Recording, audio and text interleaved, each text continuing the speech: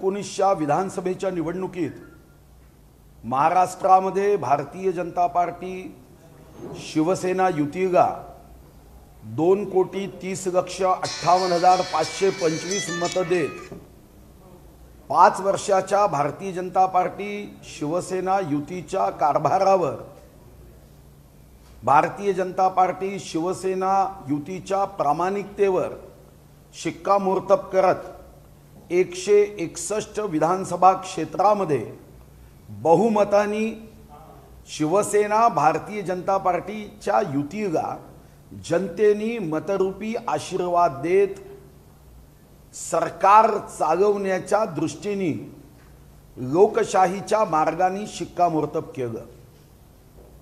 पण अचानकपणे विश्वासघात करत बैमानीच्या आधारावर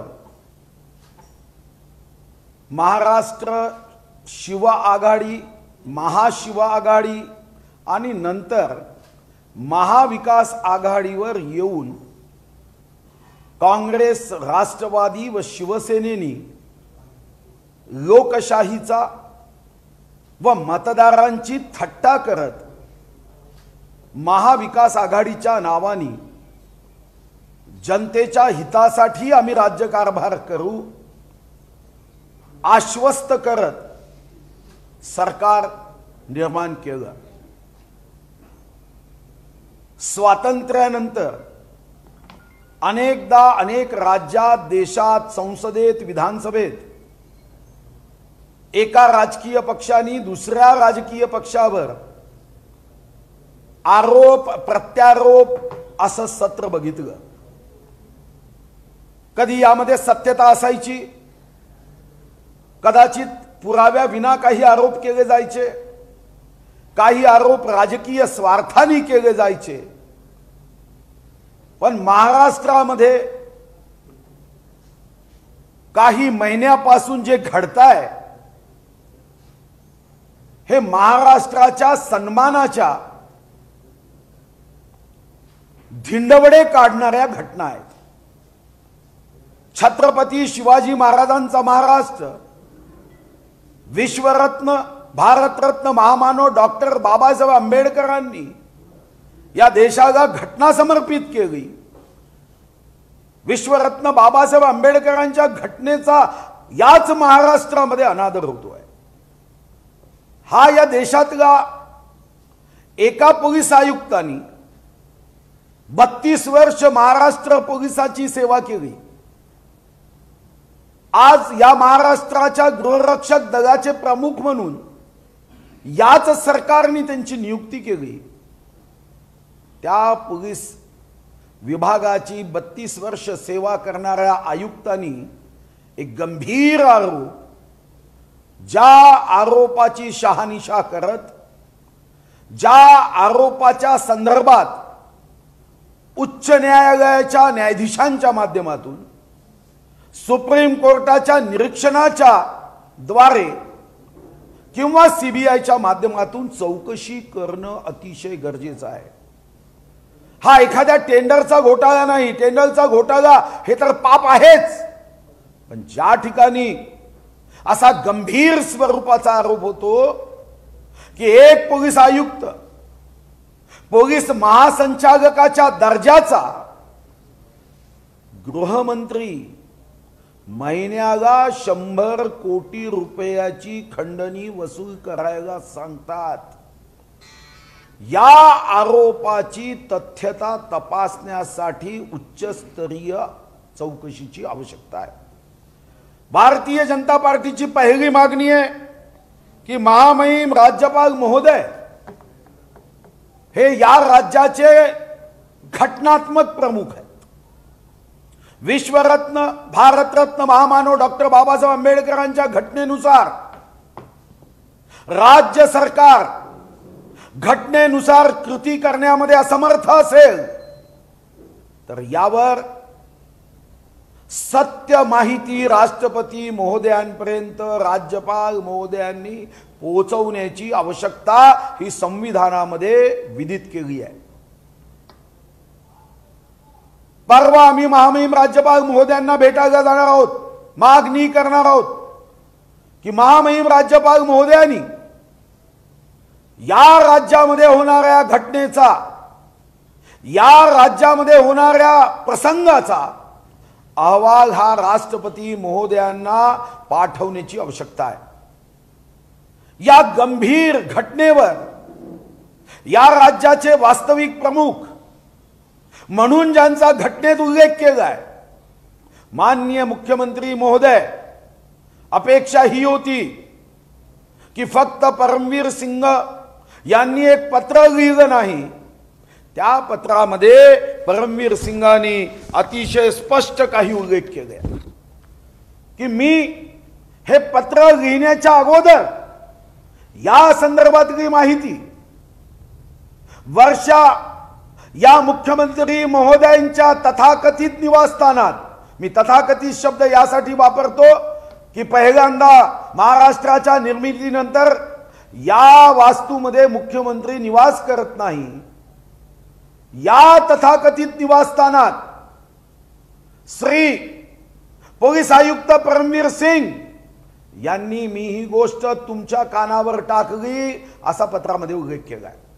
मग प्रश्न निर्माण होतो की मुख्यमंत्री महोदयांनी या संदर्भामध्ये माहिती जनसंपर्क कार्यालय, ज्यावर यावर्षी स्वातंत्र्यानंतर सर्वात जास्त प्रसिद्धीसाठी तुम्ही तरतूद केली 246 कोटी, जी तरतूद माननीय मुख्यमंत्र्यांच्या काळात 2016 मध्ये 26 कोटी होती, 246 कोटीची तरतूद करून माहिती जनसंपर्क कार्यालयातून एक प्रसिद्धी पत्रक सुद्धा माननीय मुख्यमंत्र्यांनी अजूनपर्यंत काढलेलं नाही. आमची दुसरी मागणी आहे की या संदर्भामध्ये महामहिम राज्यपाल महोदयांनी माननीय मुख्यमंत्री महोदयांकडून या संदर्भातला सविस्तर अहवाल मागण्याची आवश्यकता आहे. महामहिम घटनात्मक प्रमुख म्हणून राज्यपाल महोदयांनी राज्यामध्ये अतिशय या राज्याची प्रतिमा मलिन करणाऱ्या घटनेसंदर्भात याची सत्य माहिती, सत्यता पडताळून पाहण्याची आवश्यकता आहे. महामहिम राज्यपाल महोदयांना पोलीस आयुक्त परमवीर सिंग यांनी पत्राची प्रत दिली. ही प्रत देताना कदाचित आयुक्तांचा विश्वास हा मुख्यमंत्री महोदय माननीय शरद पवार महोदय यांच्या कानावर मी या संदर्भातल्या भ्रष्टाचाराची सत्य कथा मी सांगितली, हे परमवीर सिंग साहेबांनी सांगितलं आहे. असं असताना मला असं वाटतं की या घटनेकडे अतिशय गंभीरपणे लक्ष देण्याची आवश्यकता असतानाही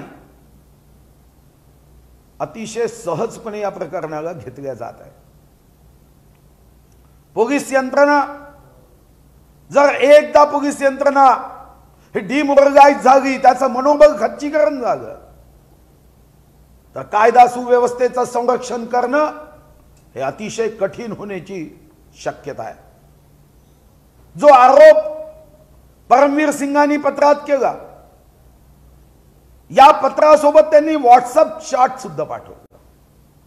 पण आश्चर्य हे आहे की या पत्रानंतर व्हॉट्सअप चॅट मध्ये ज्या पोलीस अधिकाऱ्याचा उल्लेख आहे, अजूनपर्यंत त्यांनीही खंडन केलं नाही. या पत्रामध्ये ज्या ज्या अधिकाऱ्यांची नावं, की ज्या अधिकाऱ्यांना गृहमंत्री आपल्या निवासस्थानी बोलवून खंडणीच्या संदर्भामध्ये अतिशय पार्टीच्या धोरणाला अनुसरून मार्गदर्शन करत होते, त्याही अधिकाऱ्यांपैकी एकानेही सांगितलं नाही. 1750 बियर बार दारू व्यावसायिकांकडून 3 लाख रुपये घेतले पाहिजे असं सांगितल्यानंतर या 3 दिवसात याचं खंडन कोणत्याही दारू व्यावसायिकांनी केलं नाही. यासोबतच यावर शंका घेणारे काही परिस्थितीजन्य पुरावे आहेत. एकीकडे राज्याचं सरकार आर्थिक अडचणी सांगत होतं, राज्याचं सरकार पदोपदी क्षणोक्षणी रोज महाराष्ट्र आर्थिक संकटात आहे असं सांगत होतं. पण या संकटात हातावर पोट घेऊन जगणाऱ्या कुटुंबाला 20 बिघाची सूट दिली नाही. पण या सरकारने 23 डिसेंबर 2020 ला बैठक क्रमांक 49 या ठिकाणी राज्यातील मद्य विक्रीच्या लायसन्स मध्ये साधारणतः 450 कोटी रुपयाची सूट दिली. FL3 लायसन्सला 50% सूट, FL4 लायसन्सला 50% सूट. आणि एवढंच नव्हे तर 1 सप्टेंबर 2020 ते 31 मार्च 2021 या 6 महिन्याच्या लायसन्स फी मध्ये सुद्धा 3 महिन्याची सूट दिली. डिसेंबरच्या अर्थसंकल्पात एकीकडे 20 बिघासाठी पैसे द्यायला सरकार वारंवार झोपेत सुद्धा आमच्या तिजोरीत खडखडाट आहे असं सांगत होतं.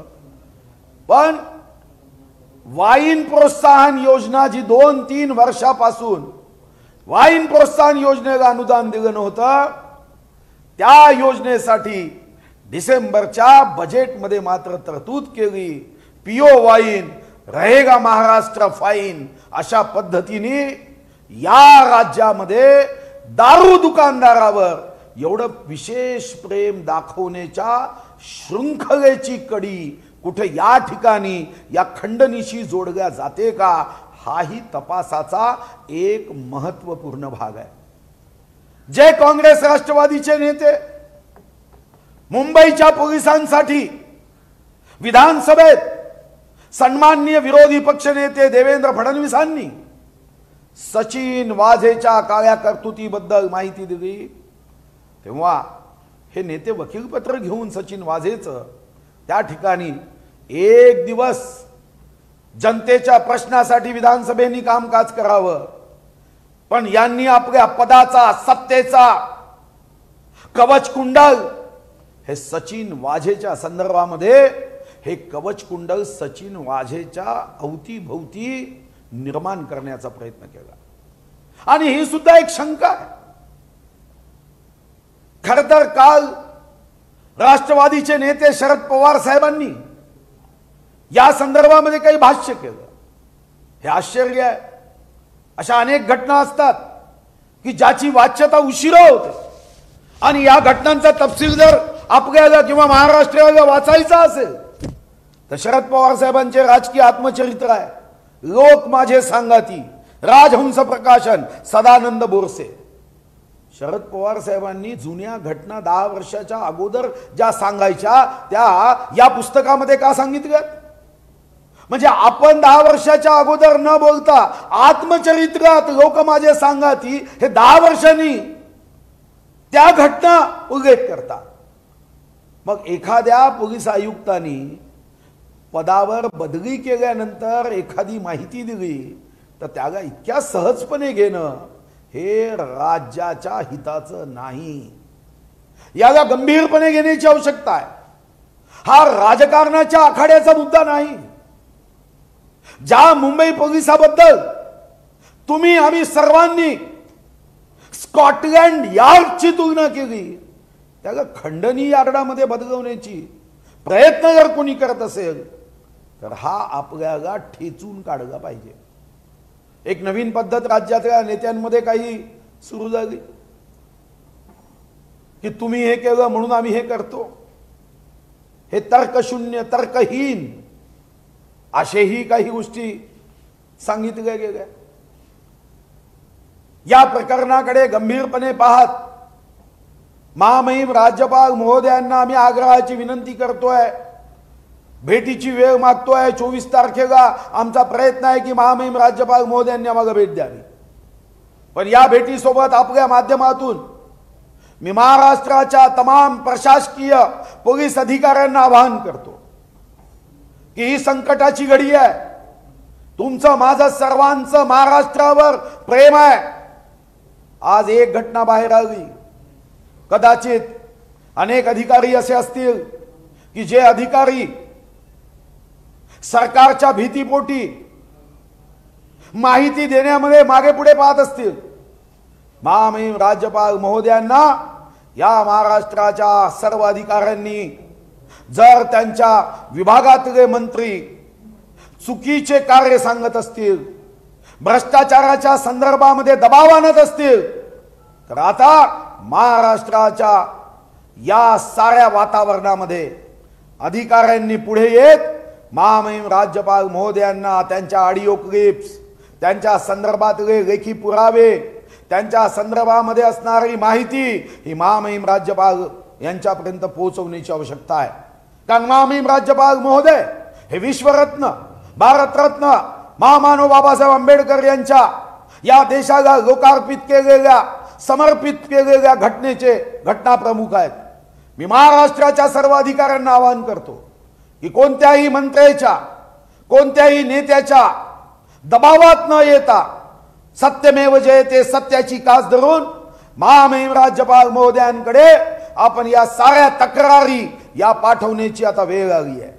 स्वातंत्र्यानंतरची ही सर्वात मोठी घटना आहे की ज्यामध्ये जो मंत्री महामहिम राज्यपाल महोदयांकडे ही शपथ घेतो, महामहिम राज्यपाल महोदयांकडे जाऊन जेव्हा एखादा मंत्री संविधानाची शपथ घेतो आणि या संविधानाच्या शपथेमध्ये मी कायद्याद्वारे स्थापित झालेल्या अशा भारतीय संविधानाबद्दल मी खरी श्रद्धा व निष्ठा बाळगीन, मी मंत्री म्हणून माझी कामे निष्ठापूर्वक व शुद्ध बुद्धीने पार पाडीन आणि संविधान व कायदा यानुसार सर्व तऱ्हेच्या लोकांना मी निर्भयपणे व निस्पृहपणे तसेच कोणाच्याही विषयी महत्व भाव किंवा आकस न बाळगता न्याय्य वागणूक देईल. ही शपथ घेतलेले मंत्रीच जर आकस बुद्धीने वागत असेल, अन्यायपूर्वक वागत असेल, या कोरोनाच्या संकटात जर तिथं भ्रष्टाचार करत असेल, जेव्हा जनता त्राही करताय अशा प्रसंगात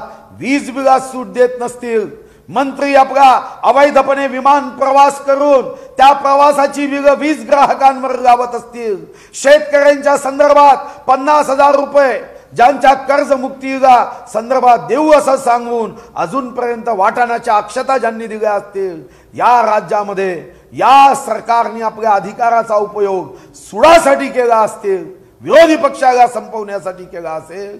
आता वेळ आली आहे की घटनेच्या अनुषंगाने, घटनेच्या चौकटीत महामहिम राज्यपाल महोदयांनी राष्ट्रपती महोदयांना सत्यावर आधारित, संविधानाच्या चौकटीत आधारित जसा अहवाल 1980 मध्ये शरद पवार साहेब सरकारमध्ये असताना पाठवण्यात आला, ते सर्व परिस्थिती आज निर्माण झाली आहे. 17 सप्टेंबर 1980 ला स्वर्गीय इंदिरा गांधीजींनी अशाच अहवालावर निर्णय केला होता. आज ती परिस्थिती पुन्हा एकदा राज्यात जी तात्कालिक सप्टेंबर 1980 मध्ये होती ती पुन्हा निर्माण झाली आहे. याची तुलना अवश्य केली पाहिजे आणि घटनेच्या चौकटीत महामहिम राज्यपाल महोदयांनी मुख्यमंत्री महोदयांकडून, मुख्य सचिव महोदयांकडून अहवाल घेत हा राष्ट्रपती महोदयांना त्वरित पाठवण्याची आवश्यकता आहे. तुम्हाला असं वाटतं का ज्या पद्धतीने राज्यात या घडामोडी घडतात की राज्यामध्ये राष्ट्रपती राजवट लागावी अशी स्थिती आहे? मला या संदर्भातला कायद्याचा अभ्यास नाही, पण मी 17 सप्टेंबर 1980 ला या राज्यामध्ये राष्ट्रपती राजवट लागली त्याची कारणं बघितली. आज माझ्यासारख्या एका सामान्य आमदाराला त्या परिस्थितीमध्ये साम्य दिसत आहे. पण या परिस्थितीमध्ये साम्य दिसतानाही मी राष्ट्रपती राजवट लागावी अशी मागणी करत नाही, तर राज्यपाल महोदयांनी सत्याच्या आधारावर घटनेमध्ये नमूद केलेल्या तत्व आणि तरतुदीच्या आधारावर सत्य कथन करणारा अहवाल राष्ट्रपती महोदयांना पाठवावा आणि माननीय मुख्यमंत्री महोदय व माननीय मुख्य सचिव महोदयांकडून असणाऱ्या या साऱ्या परिस्थितीच्या संदर्भात सत्य कथन असणारा अहवाल घ्यावा.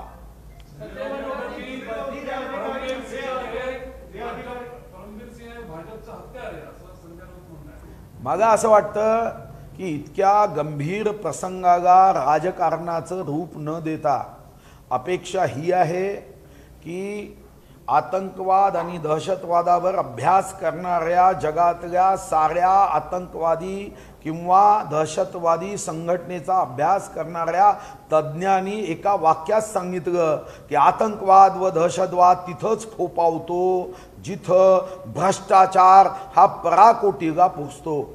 उद्या जर या महाराष्ट्रामध्ये एखादी आतंकवादी घटना झाली, दहशतवादी घटना झाली, तर याला पूर्णपणे हे सरकार जबाबदार असणार आहे की ज्या ठिकाणी पोलिसांचा उपयोग देवाच्या रूपात दानव हे जसं वाईट, साधूच्या रूपात रावण हे जसं वाईट, तसं पोलिसांच्या या पवित्र गणवेशाच्या मागे खंडणी मागणारे जन्माला घालणे हे तेवढंच वाईट आहे। जेव्हा विचारलं राष्ट्रवादीला तेव्हा असं म्हटलं होतं की भाजपच्या काळामध्ये अनेकांना क्लीन चिट दिली गेलेली आहे, त्यामुळे आता या प्रकरणात सुद्धा लगेच राजीनामा देण्याची काही गरज नाही, अशा प्रकारचा सूर राष्ट्रवादीत येतोय। मला असं वाटतं की भारतीय जनता पार्टीच्या काळात कोणाला जर क्लीन चिट दिली असेल तर सरकार तुमचं आहे। अशा ठिकाणी चुका असेल तर तुम्हाला फोडून काढता येतं, फटके मारता येतं, पण भारतीय जनता पार्टीने क्लीन चिट दिली असं संरक्षक कवच लावून आपले पाप गपवता येणार नाही। तुम्हाला जर भारतीय जनता पार्टीने चूक केली असं वाटत असेल तर फोडून काढा, पण तुम्ही त्या चुकाच्या मागे स्वातंत्र्यानंतरचा एक पोलीस आयुक्त हे एका राजकीय नेत्यांनी दुसऱ्या राजकीय पक्षावर केलेले आरोप नाही, याला सहजपणे कोणीही घेता कामा नये। हे अतिशय गंभीर आहे आणि या गंभीर प्रकरणाला अशा प्रकारची उत्तर देत हे दाबण्याचा प्रयत्न करू नये। मला असं वाटतं की या संदर्भामध्ये उच्च न्यायालयाच्या न्यायमूर्तींना विनंती करून चौकशी करावी, या ठिकाणी दूध का दूध पाणी का पाणी करावं आणि हे सांगावं की आरोप खोटे आहे। पोलीस आयुक्तांनी दिलेलं पत्र, कारण तुम्ही सुरुवातीला बघितलं असेल पोलीस आयुक्तांनी पत्र दिल्यानंतर 24 तास हा संशय ठेवण्यात आला की त्यांची सही नाही। म्हणजे ज्या सरकारला आपण 1,44,000 कोटी हे प्रशासनासाठी खर्च करतो, ज्या राज्यामध्ये 400 कोटी रोज प्रशासनासाठी खर्च करतो, त्या राज्याला 1 रुपयाचा खर्च करून मोबाईलच्या माध्यमातून हे परमवीर सिंग जे गृहरक्षक दलाचे आयुक्त आहे त्यांना विचारता आलं नाही की तुमची सही आहे की नाही, त्याच्यासाठी 24 तास घालवावे लागले। हे सर्व संशयास्पद आहे। इथं जे दारू दुकानदाराचे आहे त्याच्यापैकी एकाने म्हटलं नाही की आमच्याकडून खंडणी घेतली नाही। तुम्ही का लायसन्स फी मध्ये 50% सूट दिली? विजेच्या बिलामध्ये सूट देताना तुमच्या तिजोरीत पैसे नव्हते, पण दारू पियो और खूप जियो हा काय महाराष्ट्र सरकारचा नारा आहे? ज्या दारूच्या दुकानासाठी मुख्य सचिव व मुंबईचे आयुक्त परदेशी यांचं भांडण झालं होतं हे जगविदित आहे। सुबोध कुमार जयस्वालजी हे पोलीस महासंचालक ज्यांच्या प्रामाणिकतेबद्दल कोणी शंका घेणार नाही, त्यांनी दुःख व्यक्त करत महाराष्ट्र सोडला, चिंतन करायचं नाही। बेईमानीच्या आधारावर तुमचं सरकार आलंय, तुम्हाला अधिकार नाही। हा बहुमताचा जो दर्प आहे, अहंकार आहे, तुम्हाला बहुमत दिलंच नाही आहे। तुमचे एकूण 54 अधिक 44 98 आमदार आहे। शिवसेना भारतीय जनता पार्टीचे 161 आमदार होते। बेईमानी झाली आणि आज त्या बेईमानीच्या आधारावर तुमच्या सत्तेची इमारत उभी आहे आणि तुम्ही रोज 24 तास 24x7 फक्त बेईमानी करत असाल तर आम्ही सुद्धा या घटनेचे संरक्षक आमदार म्हणून आम्ही जी शपथ घेतली आहे त्या शपथेनुरूप आम्ही पूर्ण शक्तीने या सरकारच्या या साऱ्या घटनाबाह्य कृत्याचा जाब विचारू आणि तुम्ही आमच्याबद्दल 5 वर्षातली काही चुकीची घटना झाली असं सांगून हे तोंड तुम्ही बंद करू शकणार नाही। चुकीची घटना आमच्या हातून झाली असेल तर आम्हाला सुद्धा चापकानी फोडा, पण आम्हाला चापकानी न फोडता तुम्ही पाठ वाचवू शकणार नाही। तुम्ही जर चूक केली असेल तर लोकशाहीच्या कायद्याचा असूड हा तुमच्या पाठीवर बसेलच आणि त्यासाठी महामहिम राज्यपाल महोदयांना आमची विनंती आहे की तुम्ही घटनात्मक प्रमुख आहात, तुम्ही हा अहवाल राष्ट्रपती महोदयांना पाठवला पाहिजे। सुधीर भाऊ, तुम्ही मगाशी म्हणालात की या सरकारला जे त्रस्त अधिकारी आहेत त्यांनी पुढे यावं असं तुम्ही आवाहन देखील करताय, त्यांना त्या अधिकाऱ्यांना संरक्षण करून तुम्ही नेणार आहात का आणि असे अधिकारी पुढे येतील असं मला वाटते? शेवटी आम्ही भारतीय जनता पार्टीच्या कार्यालयात तक्रारी मागितल्या नाही। साधारणतः आपल्या कायद्याच्या चौकटीत आणि आपल्या सेवेच्या संदर्भात असणाऱ्या महाराष्ट्राच्या कायद्याच्या चौकटीत अधिकाऱ्यांना आपली तक्रार किंवा आपल्याला असणारं जे काही अडचण आहे, समस्या आहे, संकट आहे, दबाव आहे, ते वरिष्ठांपर्यंत पोहोचवण्याची तरतूद कायद्यात आहे. मी कायदेबाह्य कोणतीही मागणी केली नाही.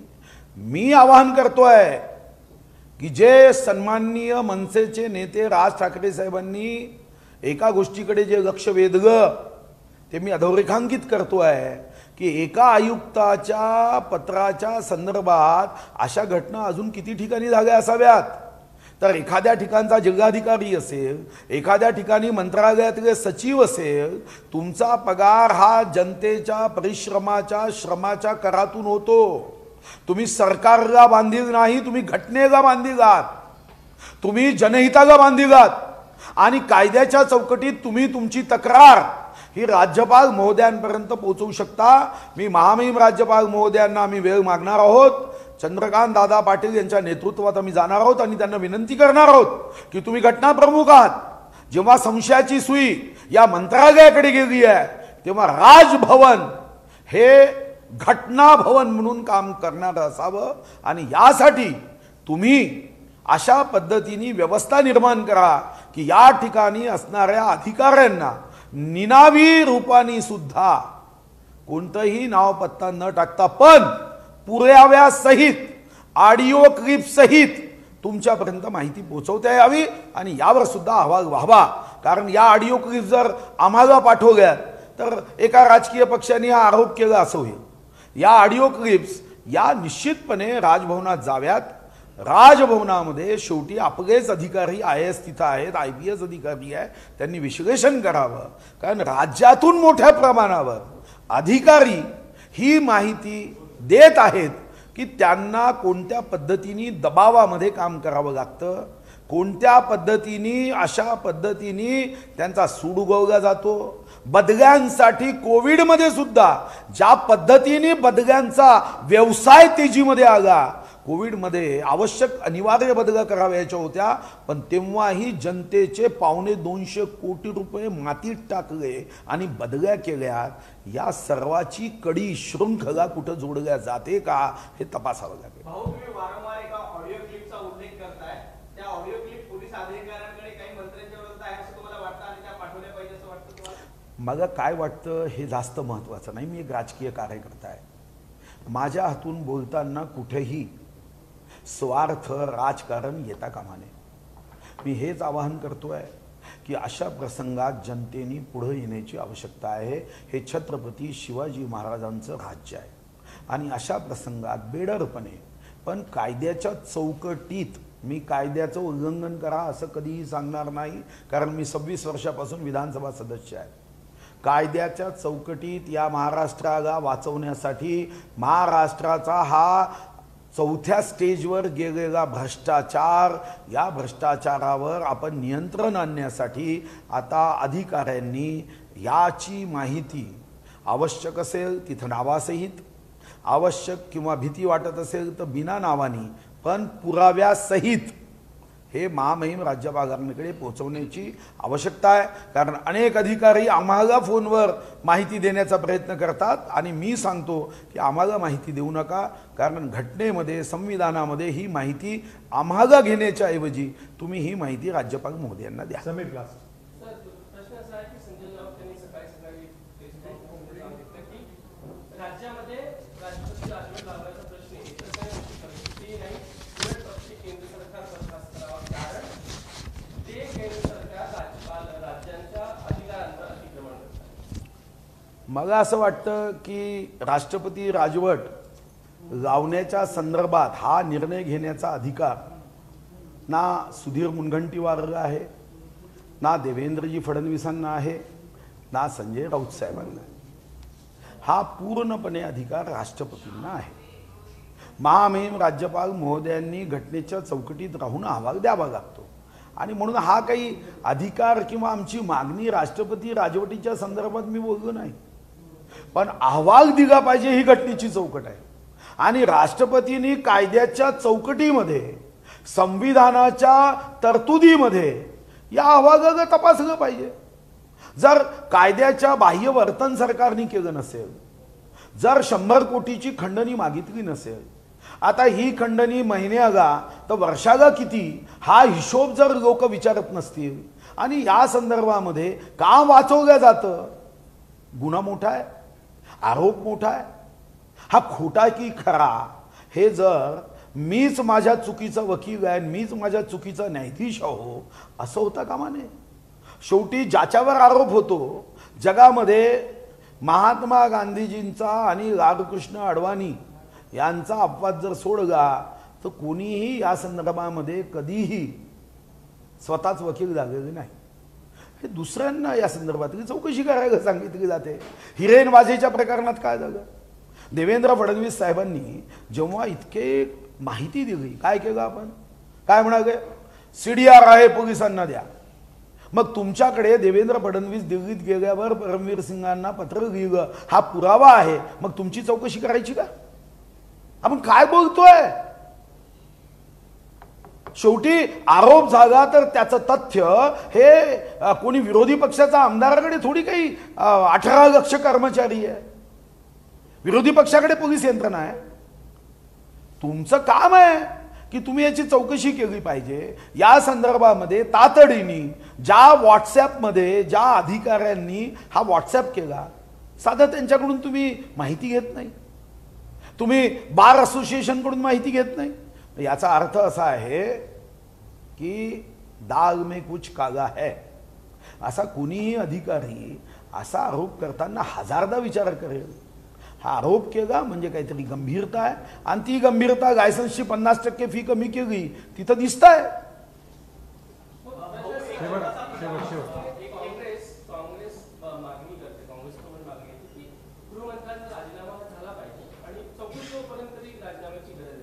पण ज्या पद्धतीने आपण महाविकास आघाडीमध्ये काँग्रेसची भूमिका किंवा स्थान पाहतो, मला वाटतं फारसं महत्त्व त्यांच्या बोलण्याला महाविकास आघाडीमध्ये दिलं जातं आणि दिलं जाईल का जर मागणी करतात. नाही, त्यांना काय महत्त्व दिलं जातं आणि दिलं जातं की नाही याच्यावर मी भारतीय जनता पार्टीचा कार्यकर्ता म्हणून भाष्य करणे योग्य नाही. त्यांच्या कुवतीप्रमाणे प्रत्येकाचा सन्मान असतो.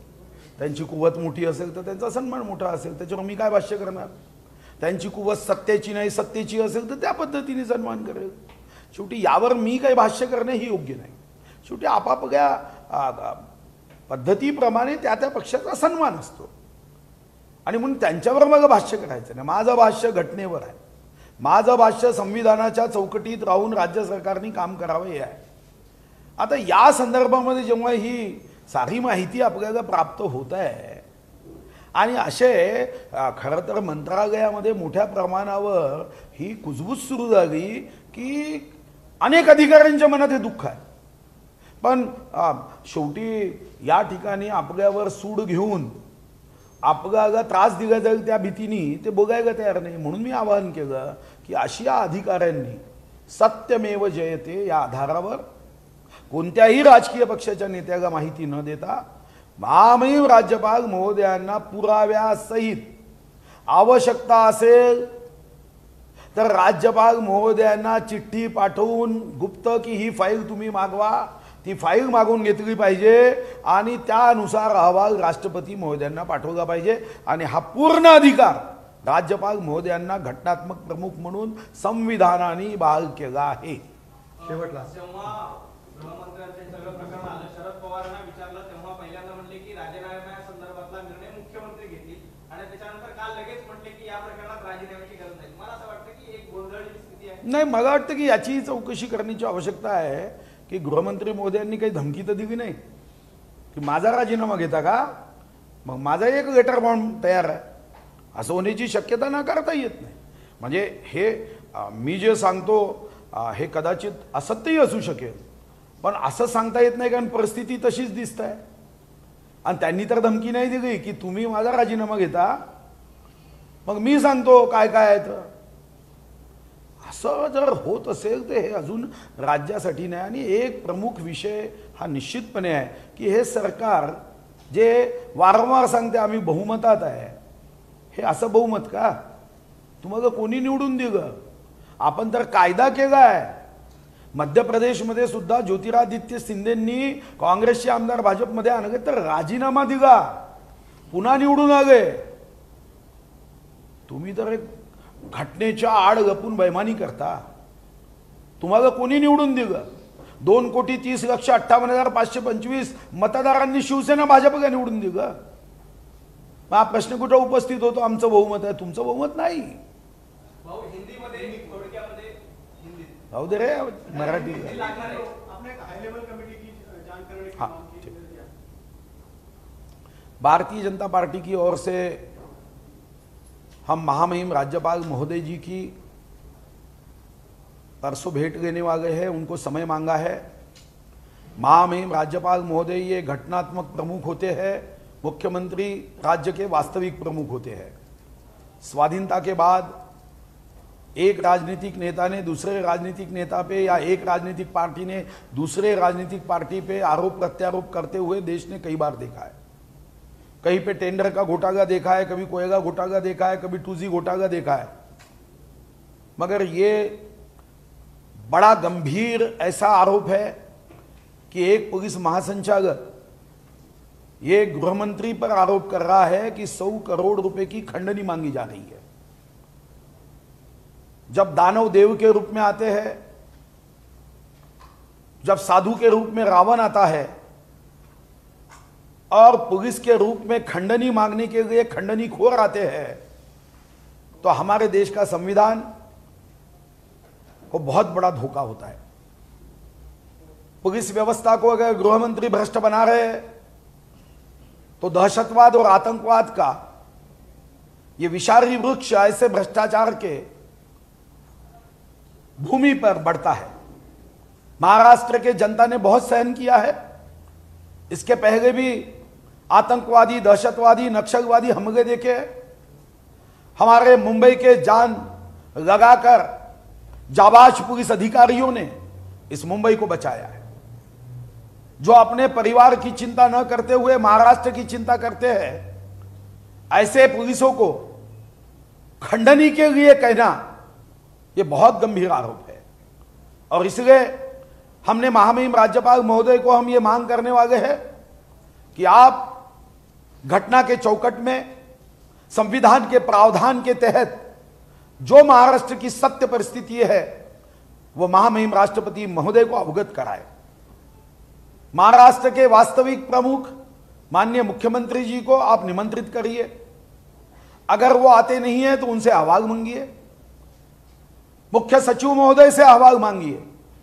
और ये सारी जो घटनाक्रम है, क्योंकि जब ये आरोप हो रहा है कि दारू दुकानदारों से पैसे इकट्ठा किए जाने के लिए कहा गया, तो दूसरी ओर ये भी दिख रहा है कि महाराष्ट्र की आर्थिक स्थिति संकट में है ऐसा कहने वालों ने महाराष्ट्र के 28,000 दारू लाइसेंस धारकों को 450 करोड़ की छूट दी. हमारे पास गरीब जो व्यक्ति 100 से 100 यूनिट तक बिजली का उपयोग करता है, उनको छूट देने के लिए हमारे पास पैसे नहीं है. पर महाराष्ट्र को मध्य राष्ट्र बनाने के लिए दारू पियो खूब जियो, इसके लिए हमारे पास 450 करोड़ रुपए है. हमने दारू बेचने वालों को 450 की मदद की, गरीबों को मदद नहीं की.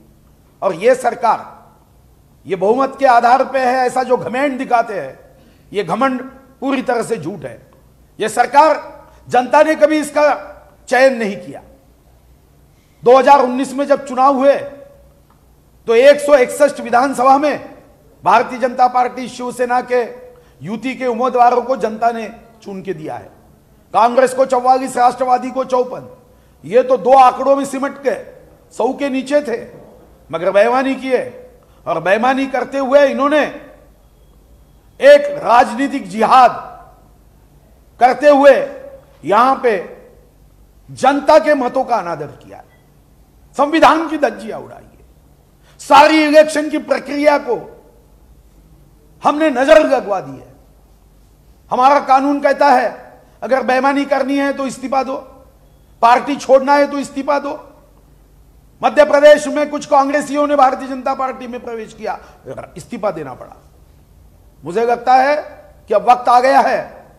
बेईमानी के आधार पर जो सरकार बनी है, 24/7 इनकी बेईमानी तेजी से बढ़ रही है. और ऐसे समय तख्त बदल दो, ताज बदल दो, बेईमानों का राज बदल दो, यह आधार पे महाराष्ट्र में भारतीय जनता पार्टी सरकार के खिलाफ तीव्र शंखनाद करेगी।